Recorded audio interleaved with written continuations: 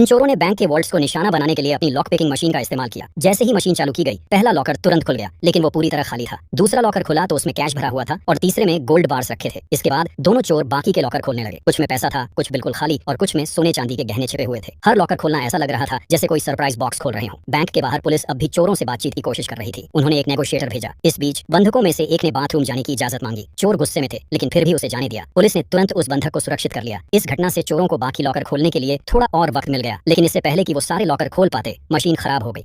अब उन्होंने भागने की प्लानिंग शुरू कर दी। एक चोर को पीछे छोड़ दिया गया ताकि वो पुलिस को डीले करे, जबकि बाकी तेजी से कैश को बैग्स में भरने लगे। ये बैग्स एक टनल के जरिए बाहर ले जाए गए और एक बोट में लोड किए गए। जब सब तैयार हो गया तो मार्क ने सारे हथियार सेट किए और वहीं छोड़ दिए ताकि सीन रियल लगे। लेकिन सच ये था कि सारे हथियार नकली थे।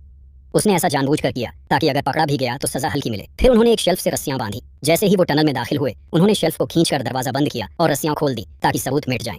बिना आवाज किए चुपचाप वो सब निकल गए। बंधक अब भी जमीन पर लेटे थे और पुलिस को लगा कि चोर अब भी अंदर हैं। आधा दिन बीत गया, लेकिन अंदर से कोई हलचल नहीं हुई। तो अधिकारियों ने एक स्पेशल टीम भेजी। उन्होंने पूरे बैंक की तलाशी ली, लेकिन चोरों का कोई निशान नहीं मिला। तभी एक अफसर ने जमीन पर कुछ निशान देखे। जब उन्होंने शेल्फ को हटाया तो एक सीक्रेट टनल दिखाई दी। टनल के एंट्रेंस पर चोरों ने नकली ग्रेनेड रखे हुए थे, जिन्हें देखकर पुलिस वाले पहले तो डर गए, लेकिन बाद में समझ गए कि सारे हथियार फेक हैं। अब अफसर को एहसास हुआ कि वो पूरी तरह बेवकूफ बन गए हैं। उन्होंने ग्रेनेड हटाए और टनल में प्रवेश किया, लेकिन बाहर निकलने वाला रास्ता बंद था। उधर चोर पहले ही ड्रेनेज ग्रेट तक पहुंच चुके थे।